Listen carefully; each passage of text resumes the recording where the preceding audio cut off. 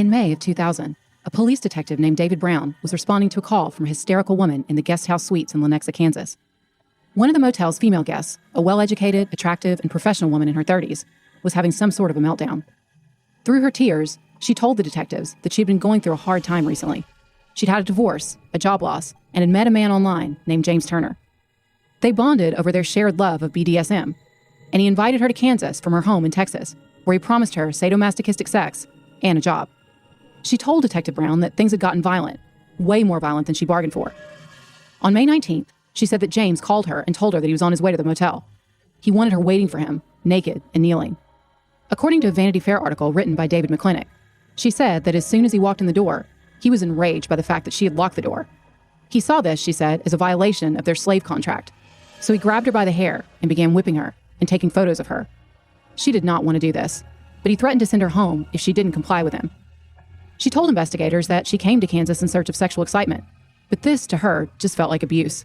She said, quote, "I'm a submissive, not a masochist," end quote. After he left, she went to the front desk and asked to see his registration information. And that's when she found out his real name was John Robinson. What the woman did not know was that Detective Brown had been investigating John Robinson, a married father of 4 who lived on a nearby farm, for months. In fact, law enforcement had set up surveillance around his house. They believed that he may be involved in multiple cases of missing women, and they didn't want his latest victim to be next. So on June 2nd, after she was moved to a safe location, police arrested John Robinson. He was charged with sexually assaulting the woman at the motel and with stealing $700 worth of sex toys from another recent victim, another woman in her 30s with a master's in clinical psychology. Like John's other victims, he lured her to the same motel with similar promises. On the outside, John Robinson seemed to be just another pudgy, middle-aged man. He was a regular at the Presbyterian Church. He was someone who you'd pass on the street and not look at twice. He lived in Kansas City, where a former Missouri parole officer who investigated John for years told Good Morning America was, quote, "the home of Harry Truman, barbecue, and jazz," end quote. But this walking definition for the word nondescript had maintained a double life as a career criminal for decades. He was a con man, an embezzler, and a vicious sexual predator. When police pried open the 2 yellow 55-gallon barrels on his property and saw the decomposing bodies of 2 women inside, they knew that he was also something else, a serial killer. For now, until the bodies could be identified, investigators marked the barrels with a black Sharpie. The barrels became Unknown 1 and Unknown 2. Sadly, the numbers were necessary, because there were about to be a lot more bodies. I'm Catherine Townsend. This is Red Collar.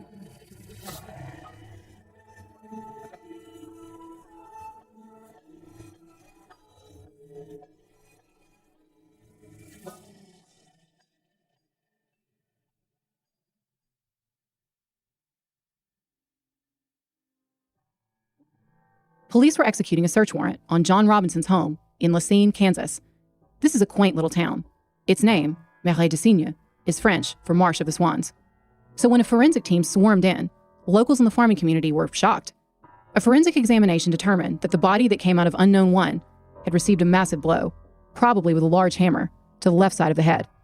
The blow had been so hard that it drove a circular section of the victim's skull into her brain. She did not seem to have any defensive wounds, so, as with almost all of his killer's victims, it appeared that she'd been taken by surprise during the attack. The medical examiner estimated that Unknown 1 had been dead anywhere from a few months to a year. The victim inside the barrel marked Unknown 2 also had died from a blow to the left side of the head. Detectives made another trip across the state line to Missouri, where they cut through a padlock on John's Stormore storage unit. Inside the unit, police found 3 more barrels. Some of the area was covered in kitty litter in an attempt to disguise the smell. It didn't work. Each barrel contained another decomposing body. One was wearing a California State of Mind t-shirt. When detectives picked up what they believed was a shoe from another barrel, a leg came out with it. Some of the women in the barrels had families who'd been searching for them for years. Others had families with no idea that they were missing at all. But all of the women had one thing in common. Their fates were sealed when they met John Robinson. John Robinson was born in 1943 in Cicero, Illinois, a suburb of Chicago known for being an area of high mob activity. Former FBI criminal profiler John Douglas, who's the real-life detective portrayed in the Netflix series Mindhunter, and Steven Singular, wrote a book called Anyone You Want Me to Be, a story of sex and death on the internet, about John Robinson. According to the book, John's father was a machinist who reportedly drank heavily, and his mother was a strict disciplinarian. Still, John made his parents proud as a child. John was an Eagle Scout and made headlines when he traveled to London and sang at a performance attended by Queen Elizabeth II. And at that same performance, he actually got to go backstage, where he met Judy Garland, After high school, John attended a nearby junior college. His delusions of grandeur started early. He told people that he planned to become a doctor. Instead, he enrolled in a junior college, but dropped out after a couple of years. But he didn't let the fact that he was totally unqualified stop him from claiming to employers, and to everyone else, that he was a certified X-ray technician. He started working for a hospital in Chicago, but was soon caught stealing. He begged the administration to let him pay the money back, and they apparently did. So he was not charged with embezzlement. This seemed to be the first time that he faced zero consequences for his scams, but it would not be the last. In 1964, John married 21-year-old Nancy Jo Lynch. The couple would go on to have 4 children, a son named John Jr., twins Christopher and Christine, and a daughter named Kimberly. John earned a reputation as a smooth talker. His coworkers described him as charming, and over the years, he was able to talk his way into a variety of different jobs, none of which he was qualified for. He seemed to have all the right credentials, but if anyone had bothered to check, they would have learned that the certificates on John's walls had always been fake. In one of his positions, working for Dr. Wallace Graham, President Truman's personal physician, he became even more brazen. He used the doctor's signature stamp, demanded that patients pay him in cash for x-rays, and then just kept the money. In the end, he stole between $100,000 and $300,000 from the practice. He got caught, and the doctor called the police. In August of 1969, he was found guilty of stealing by means of deceit. But, as with so many red-collar criminals, he did not serve a day behind bars. Instead, he got 3 years probation. The pattern would continue. John got a job as a systems analyst for Mobil Oil and ended up stealing over 6,000 postage stamps from that company. Again, he was fired, and again, charged with theft. But he never seemed to get jail time or any real punishment. After a short stint with an insurance company when he stole $5,586, he started getting into the business of investment scams. For these scams, he didn't even have to go into an office. His first victim was a retired school teacher, who he stole around $30,000 from in all. He was arrested on a parole violation and sent to jail, but he was released after just a few weeks behind bars. By 1977, the family had relocated to Overland Park, Kansas, and bought a $125,000 home in a quiet little area called Pleasant Valley Farms. John was known as a successful businessman and devoted father of 4 who was involved in Eagle Scouts. But behind the scenes, he was leading a double life. He was having multiple affairs and looking for a way to indulge his growing hunger for sadomasochistic sex. He started another business called HydroGrow, which claimed to promote hydroponics, a way to grow vegetables indoors. But his real business was printing up promotional materials, promising products and services he couldn't deliver, and taking people's money. In 1977, to promote his company, he actually pulled off a wild scam where he impersonated several different people and wrote fake letters in order to get himself awarded Man of the Year. Essentially, he faked everything and nominated himself. He ended up getting a plaque from city officials. But in the end, it backfired. A newspaper article revealed how he took advantage of a nonprofit organization. The paper also revealed his criminal background. The few times he did try to go legit, like the time he got a job with Guy's Foods, he was soon back to his old tricks. John would invent fake employees, pay them, and then pocket the money himself. He would also create dummy corporate accounts to stash cash in. At some point, according to the book, he started having an affair with one of the secretaries at work. But this came to a nasty conclusion when his lover gave John an ultimatum. Either he'd leave his wife, or she would tell the boss that he'd been taking company money to basically pay for an apartment for them to have sex in. John refused to leave his wife, so his lover told the boss, and John was arrested and convicted in 1981 of stealing. He received 60 days, shock time, in jail, and was ordered to make restitution. And this time, for once, he actually did end up repaying the company around 41 of the 50,000 that he'd stolen. This would be the last known time that a woman would threaten to turn him in for fraud and survive. John started another company, which he claimed offered consulting services. In reality, he was just inventing new ways to steal money. Some of John's stories seemed wild, but he was very convincing. According to Anyone You Want Me to Be, he convinced people that he funded the Sylvester Stallone movie First Blood. Another time, he told a Nigerian woman that he was an attorney who could represent her in a divorce. He took her money and the title to her car. She ended up still unhappily married.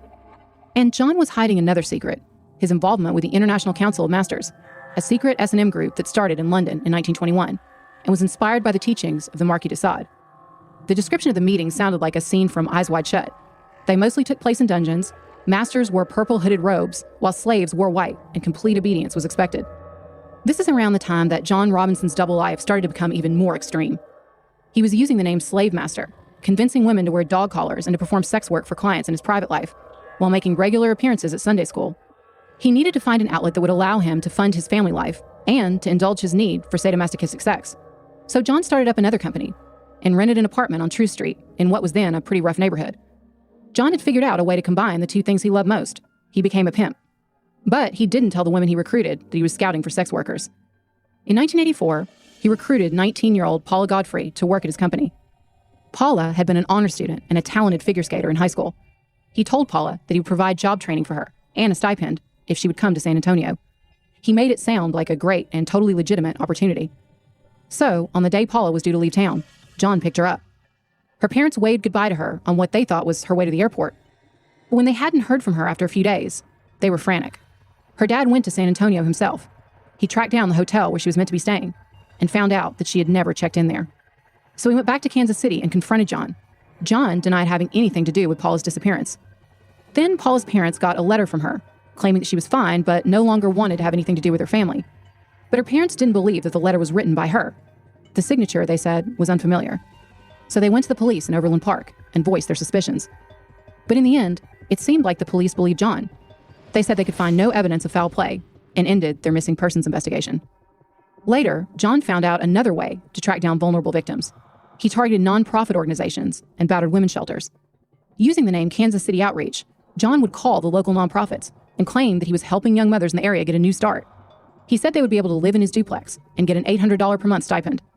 One of the workers at the nonprofit got suspicious because she said every time she said that yes, she did have a mother who needed help, John always asked if the baby was black or white. If the child was African American, he cut off contact. This set off alarm bells because they suspected that he could be trying to sell the babies. A medical center eventually put John in touch with Lisa Stacy, a 19-year-old single mother. Lisa was desperate. Her marriage with her husband, Carl, had broken up shortly after the birth of their daughter, Tiffany. Carl had gone back to the Navy and left Lisa and her baby. John introduced himself to her as John Osborne and said that he was a wealthy businessman who wanted to help her. Soon, he took Lisa to the apartment. Lisa and her baby, Tiffany, went to see her sister-in-law, Kathy. And Kathy thought that the story about the businessman with a heart of gold sounded too good to be true. Then, Kathy would later tell investigators, John showed up there at her house. He insisted that Lisa and the baby leave with him during a snowstorm. Kathy said that he seemed angry. She said she had a horrible feeling that she may never see Lisa or the baby again. But she felt helpless to stop her. The last time that they would hear from Lisa was later, when she called her mother-in-law, Betsy. She was crying, and Betsy would later tell investigators that Lisa said John had made her sign several pieces of blank paper. She said that he also told her that Betsy wanted to take her baby away. Now, Betsy was shocked. She told Lisa she had no idea what she was talking about, and she warned her not to sign anything. Then they got cut off. The last words that Betsy ever heard from Lisa were, "I've got to go," and "Here they are." Over the years, Betsy would later tell 2020, that scene played in her head over and over. Who were they, and what had they done to Lisa?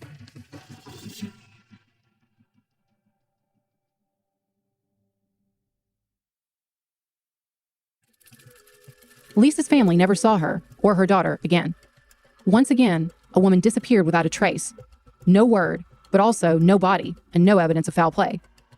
In 1984, John met 21-year-old Teresa Williams at McDonald's. They became lovers, and he moved her into the apartment on Troost Avenue.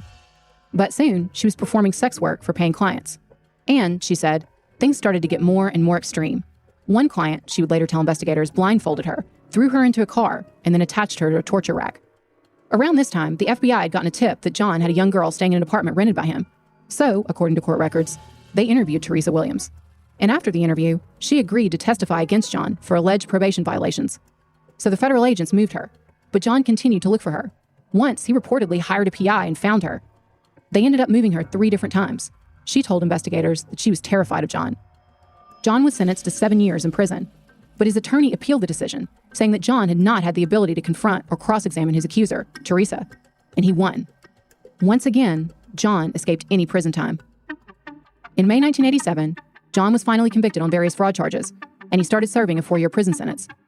He was a model inmate. John once again used his chameleon-like charm to completely fool the mental health professionals there.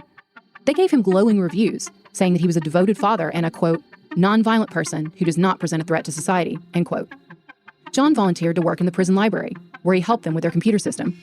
He wanted to be in the library for another reason. He was also having an affair with a woman who worked in the library, Beverly Bonner, the wife of prison physician Dr. William Bonner. In January 1991, John was released on parole. He then went to Missouri to serve another 2 years for parole violations there. In 1993, he was released again, and in 1994, Beverly Bonner divorced her husband and rekindled her relationship with John. Around that time, she disappeared.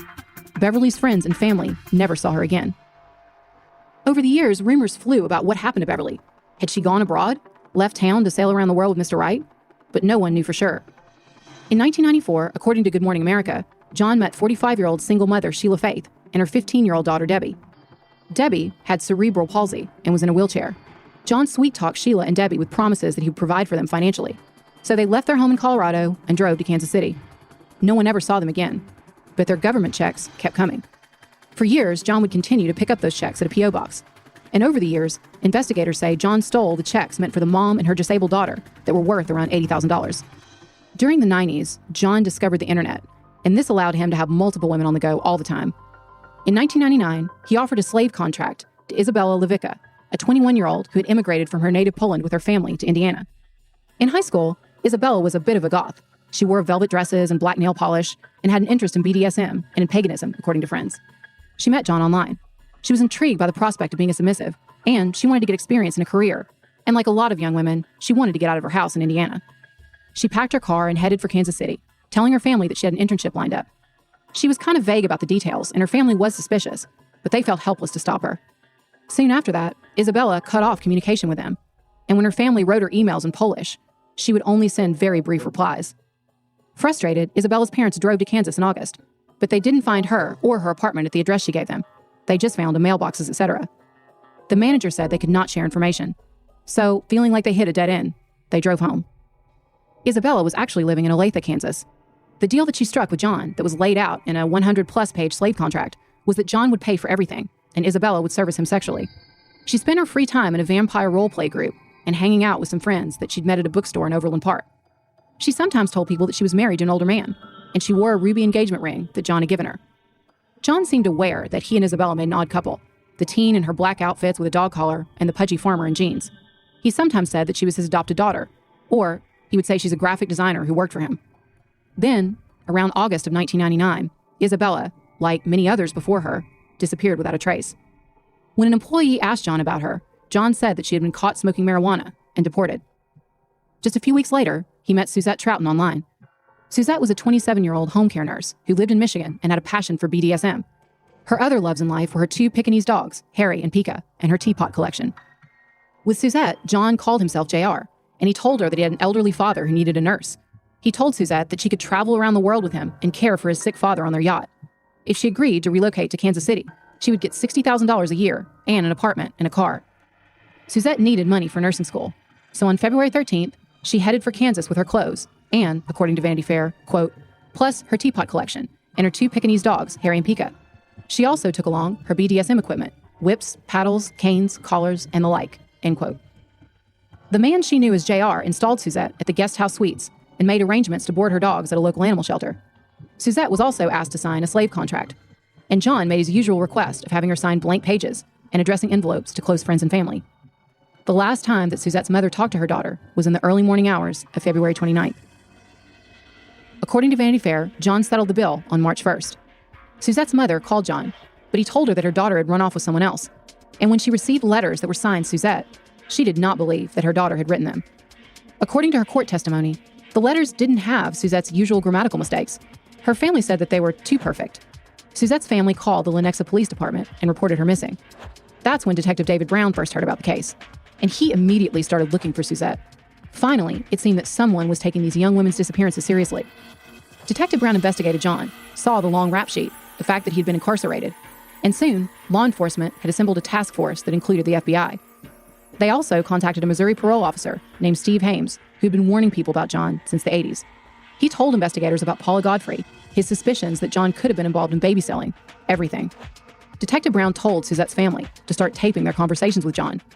Another friend of Suzette's got involved too. She started talking with John online, building a relationship and hoping that he would give her some clues to Suzette's fate. Suzette's family was adamant about something else too. They said that she would never leave her dogs. Investigators went to animal shelters to ask if anyone remembered 2 Pekingese dogs being adopted recently. According to John Douglas's book, John had picked up the dogs from the shelter where they had been boarded, then dropped them off near his home. He then called another local shelter to report that the dogs were running loose. The animal shelter picked them up, and they were due to be put down on March 9th. But on March 6th, both dogs were adopted, each by different families. When Suzette's mother found out that Harry and Pika had been rehomed, she has said that she knew in her heart that her daughter was gone.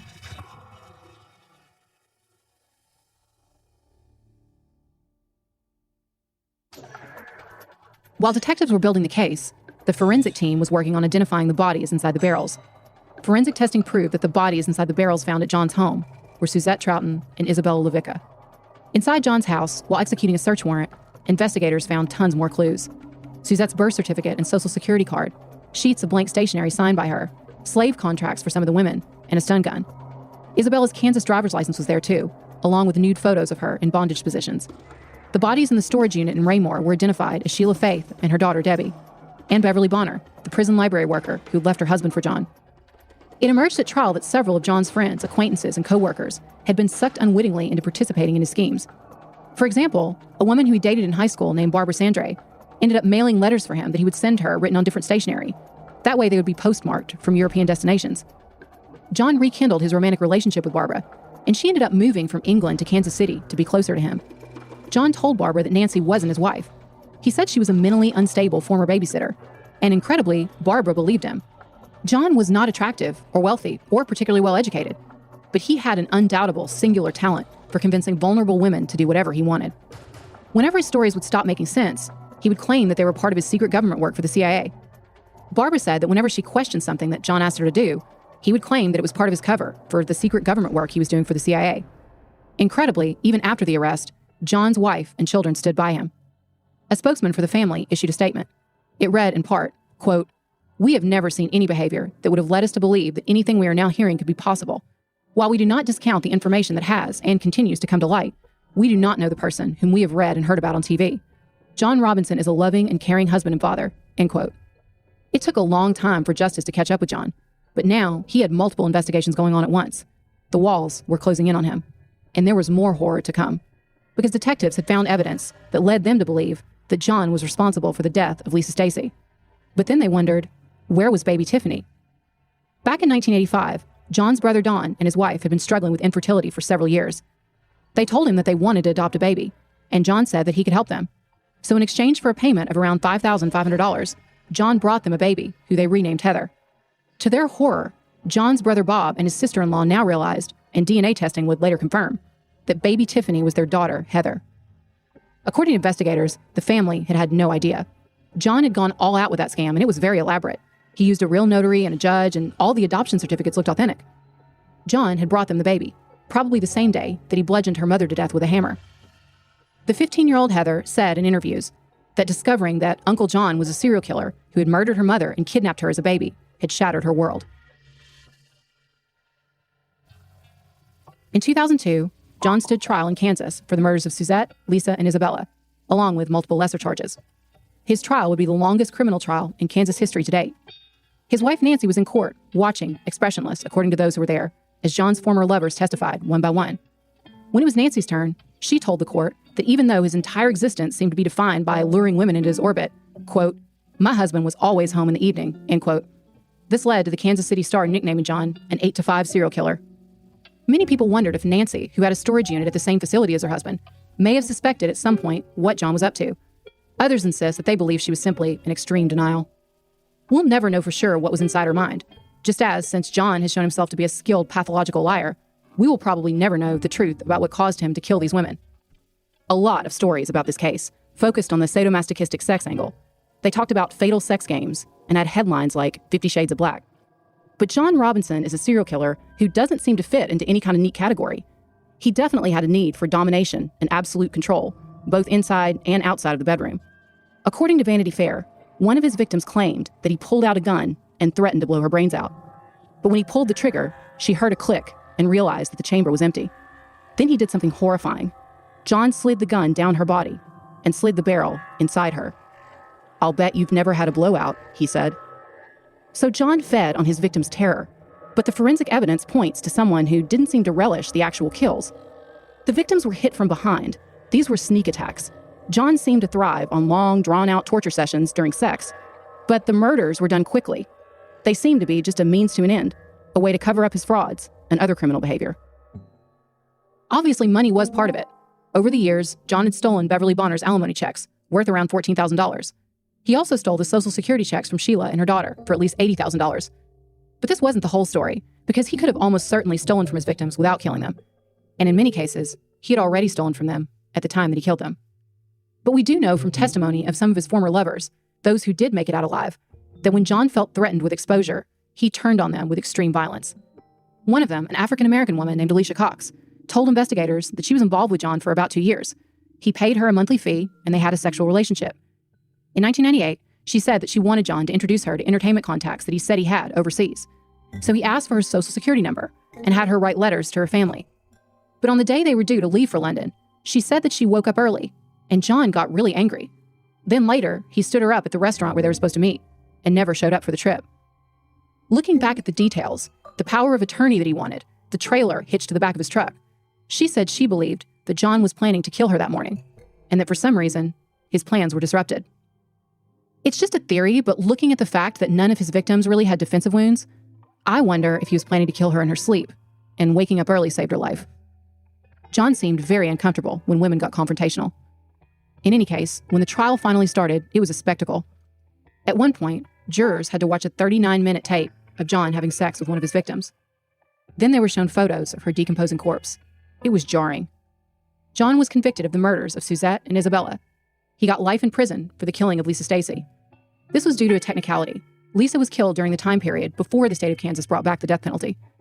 John also received a 5 to 20-year prison sentence for interfering with the parental custody of Lisa's baby, 20.5 years for kidnapping, and 7 months for theft.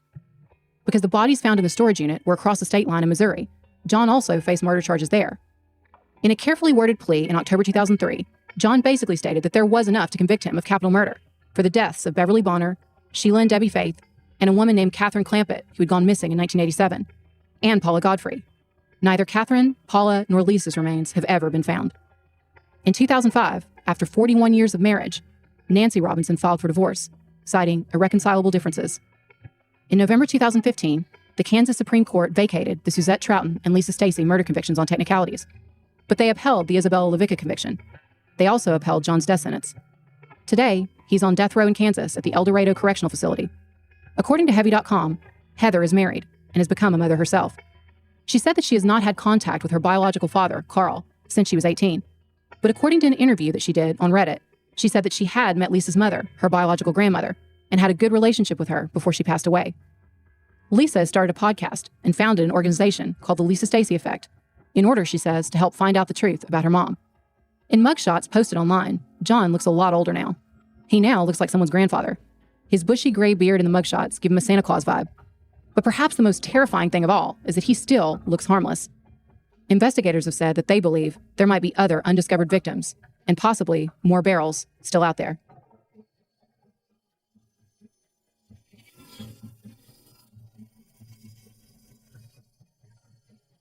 Red Collar is an AudioChuck original podcast. Research and writing by me, Katherine Townsend, with production assistance from Melissa Gostola and Resonate Recordings. You can find all of our source material for this episode on our website, redcollarpodcast.com. So what do you think, Chuck? Do you approve?